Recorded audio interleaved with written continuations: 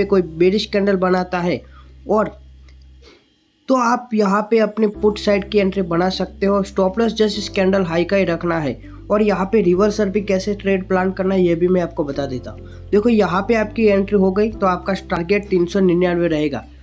Reversal को कैसे plan करना है इसमें तो देखो 430 का लेवल एक इम्पोर्टेंट सपोर्ट की तरह काम कर रहा है। तो जैसे इस लेवल के नीचे एक बेरिश कैंडल का क्लोजिंग मिलता है हम अपने पुट साइड की पोजीशन बना सकते हैं। लेकिन यहाँ पे हम जिस कैंडल पे एंट्री लेते हैं उसी कैंडल का हाई हमारा स्टॉप लॉस रहेगा। अगर कोई बुलिश कैंडल हमारे स्टॉप लॉस को हिट कर जाती है तो हम उसी कैंडल पे अपनी पोजीशन बनाएंगे। स्टॉप लॉस जस्ट इस कैंडल लो का रहेगा और टारगेट हमारा ये जो लेवल दिख रहा है आपको 480 का लेवल, ये टारगेट देखने को मिल सकती है। बहुत बड़ा टारगेट है, छोटे से स्टॉप लॉस के साथ आपको ये एंट्री मिल सकती है। मतलब 430 का लेवल एक इम्पोर्टेंट मेक और ब्रेक वाला लेवल हो सकता है आईजीएल में। इस लेवल पे नज़र बना के रखना। तो देखो ये इस ट्रेड को देखोगे तो यहाँ पे ना एक रिस्की एंट्री बन सकती है लेकिन रिवॉर्ड भी हो सकती है। यहाँ से दो टाइप की कंडीशन है। यहाँ पे इस लेवल पे आता है तो हम बाइंग तो बिल्कुल ही नहीं करेंगे।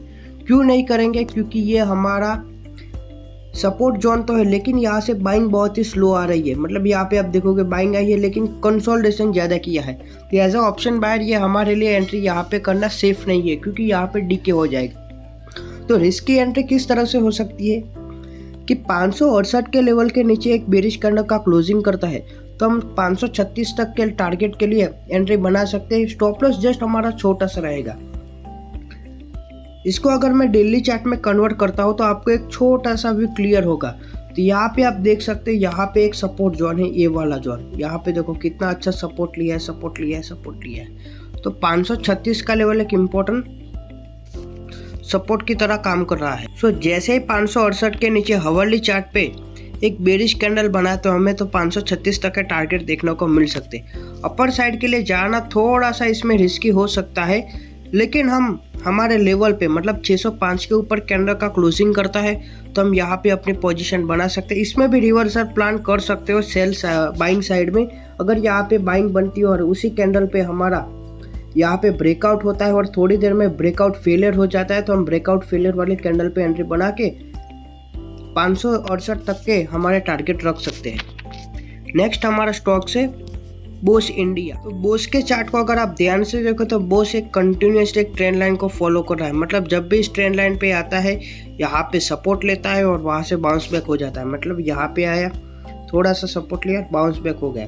अभी 32,000 का साइकोलॉजिकल लेवल बोस के लिए एक इम्पोर्टेंट रेजिस्टेंस की तरह काम कर रहा है। अगर 32,000 के लेवल के ऊपर एक बुलिश कैंडल के साथ क्लोजिंग कर देता है तो हमें अपर साइड में 33,000 और 34,000 तक के टारगेट देखने को मिल सकते हैं। स्टॉप लॉस जस्ट हमारा कैंडल लो का ही रहेगा। यहाँ पे देखो आपको कितनी अच्छी एक ब्रेकआउट, मतलब ब्रेकआउट फेलियर होता है उसमें किस तरह से एंट्री करना है ये भी मैं आपको समझाता हूँ। मान लो इस वाली कैंडल पे आपने एंट्री की, इस वाली कैंडल पे ये हमारा लेवल है, एज्यूम कर लो। यहाँ पे हमने एंट्री की, हमारा स्टॉप लॉस जस्ट ये वाला लेवल है। यहाँ पे एक बेरिश कैंडल बनी, हम वेट करेंगे।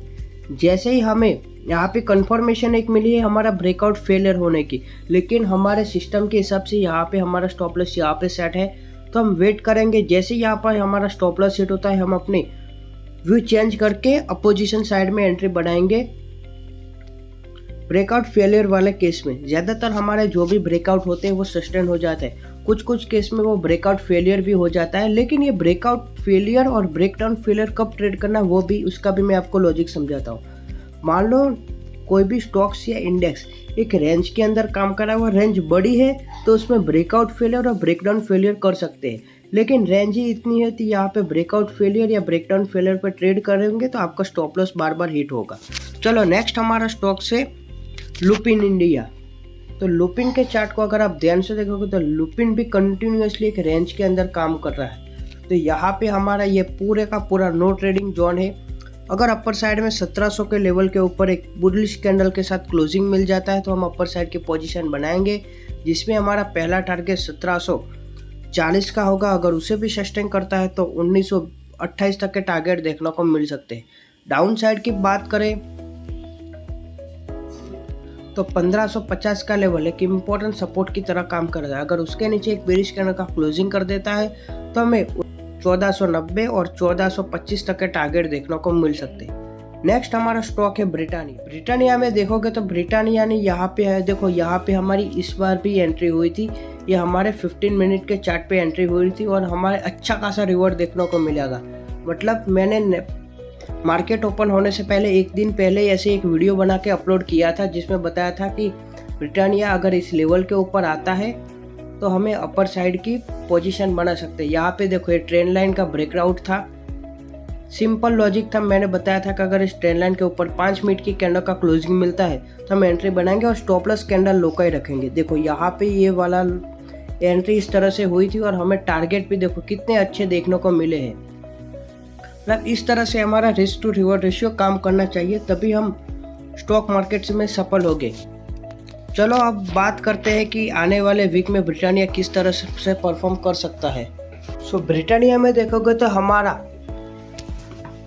5170 का लेवल एक इम्पोर्टेंट रेजिस्टेंस की तरह काम कर रहा है और डाउन साइड में देखोगे तो 5016 का लेवल एक इम्पोर्टेंट सपोर्ट की तरह काम कर रहा है। मतलब अभी एक रेंज के अंदर एक काम कर रहा है, तो जैसे इस रेंज का ब्रेकआउट होगा या ब्रेकडाउन होगा तो हमें अपर या डाउन साइड की रैली देखने को मिल सकते हैं, जिसमें हमें डाउन साइड में 4854 और 4743 ये दो लेवल डाउन साइड में देखने को मिल सकते हैं। अपर साइड की बात करें तो 5250 और 5380 ये दो टारगेट देखने को मिल सकते हैं। देखो ब्रिटानिया में हम ब्रेकआउट फेलियर या ब्रेकडाउन फेलियर पे ट्रेड नहीं करेंगे क्योंकि ये छोटी सी रेंज में काम कर रहा है, इसकी वजह से। गाइस मैं एवरीडे मेरी टेलीग्राम चैनल पे शेयर करता रहता हूँ निफ्टी, बैंक निफ्टी, फिन निफ्टी के इंपॉर्टेंट सपोर्ट है, रेजिस्टेंस लेवल, उसके इंपॉर्टेंस लेवल एवरीडे शेयर करता रहता हूँ। स्टॉक्स एनालिसिस भी शेयर करता रहता हूँ कि कौन से स्टॉक्स में अच्छे खासे बाइंग और सेलिंग आ सकती है, किस लेवल पे बाइंग करेंगे, किस लेवल पे सेलिंग करेंगे, किस तरह से स्टॉप लॉस लगाना है, क्या स्टॉप लॉस होगा, क्या टारगेट लेवल होगा, वो सारी चीज़ मैं मेरे टेलीग्राम चैनल पे शेयर करता रहता हूँ। तो डिस्क्रिप्शन और पिन कमेंट में आपको मेरे टेलीग्राम चैनल के लिंक मिल जाएगी, जल्दी से जाके टेलीग्राम चैनल को ज्वाइन कर लीजिए।